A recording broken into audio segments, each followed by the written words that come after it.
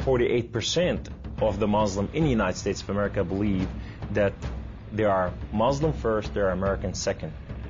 Our purpose is to change this culture because they're infidel and what they're doing is not pleasing to Allah, and we are the soldier of Allah who will make them do it. Kamal Salim was born in Lebanon to a devout Muslim family. As early as 4 years old, he remembers sitting at the kitchen table while his mother taught him about the Quran and his duty to Allah and jihad. From my childhood, my mom said, one day you'll be a martyr, my son. You will die for the sake of Allah and you will exalt Islam. She said, if you kill a Jew, my son, your hand will light up before the throne of Allah, and the host of heaven will celebrate what you have done. Kamal was 7 when his parents sent him to Muslim training camps to learn to use weapons and engage and kill the enemy.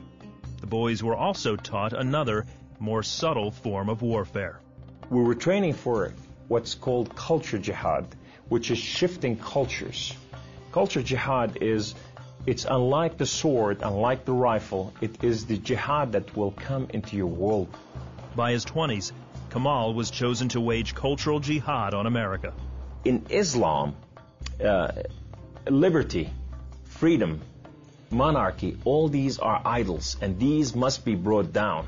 So the liberty that you have in the United States of America, it's anti-Islam.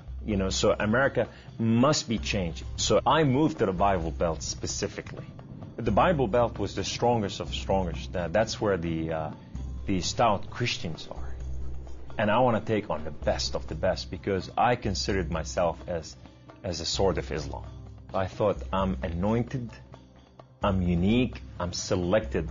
I'm coming to a country and a culture to change it, and I have the power of Allah with me. In the early 1980s, Kamal entrenched himself in a small Midwestern town. He began targeting men from poor neighborhoods to recruit them to the Muslim faith. But one afternoon, his life would be in the hands of those he hated the most. I was going from one place to another to do a recruitment, and that day I had a car wreck.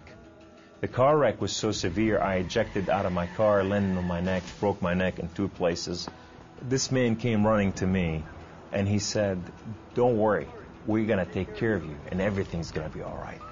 The ambulance came and picked me up, and now I go to the hospital. The orthopedic surgeon in the emergency room looked at my chart, and he just said, son, we are going to take care of you, and everything's going to be all right. The second day, I wake up in the hospital, and this head of physical therapy, come and read my chart, and he turned around and he said the same thing, word for word.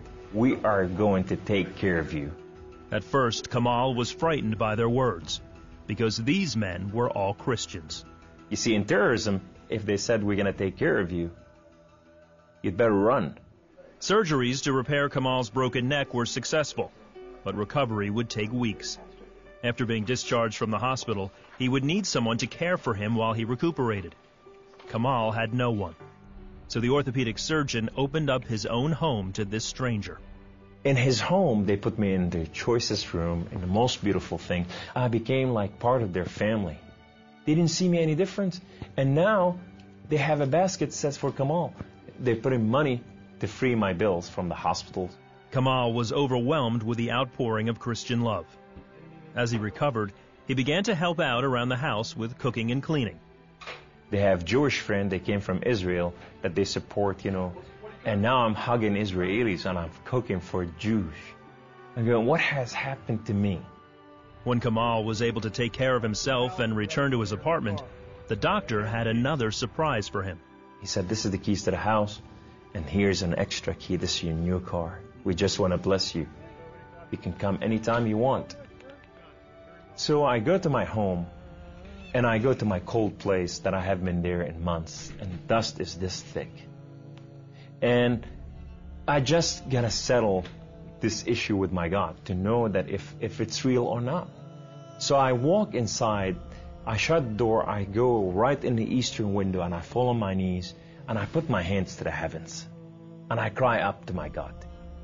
Allah, Allah, my Lord and my King, why have you done such a thing to me? I'm okay with the car wreck. I'm okay with all this, but why did you put me among Christians? I'm confused. These Christians and Jews, they're good people. There's nothing wrong with them. They don't want to kill us. They're not the same thing that I learned about them. Allah, these people have relationship with their God. These people, they cry out to the God and they answer them. I want to hear your voice. I want to hear you love me. If you're real, speak to me. I want to hear your voice. Guess what Allah said that day? Absolutely nothing. Kamal felt that because he questioned his faith, the honorable thing to do was to end his own life. So I went to reach out my guns and put it in the right place and clock out. I heard the voice. The voice knew me by name. He said, Kamal, Kamal, Kamal, why don't you call on God of Father Abraham and Isaac and Jacob? And now I fell on my knees and I put my hands to the heavens immediately as I heard the voice. And I cried out with every fiber within me, God of Father Abraham, if you are real, would you speak to me? God of Father Abraham, if you are real, I want to know you. Well, God of Father Abraham came to the room, and he filled the room with his glory. And his name was Yahweh. The Lord is one. In his hand, he has holes in his hand. He has holes in his feet. His name is Jesus. I said to him, who are you, my Lord? Who are you? He said, I am that I am. I said, I'm a simple man with a simple mind. What is that supposed to mean? He said, I am the Alpha. I am the Omega. I am the beginning. I am the end. I am everything that is in between. I have known you before I formed the foundation of the earth. I have loved you before I formed you in your mother womb. Rise up. Rise up, come on. Kum. You are my warrior. You are not their warrior. And I said to him, I said, my Lord, I will live and die for you. He said, do not die for me. I died for you that you may live. That day, instead of taking his life, Kamal gave it to Jesus. He now has a new mission and travels the country challenging Muslims to question their allegiance to Allah. My heart desire is to reach out for my brothers and sisters, the Muslim out there, 1.5 billion Muslim, that they are living out there and they have not tasted freedom, and that freedom in God.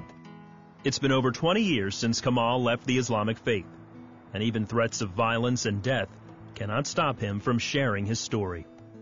He is real.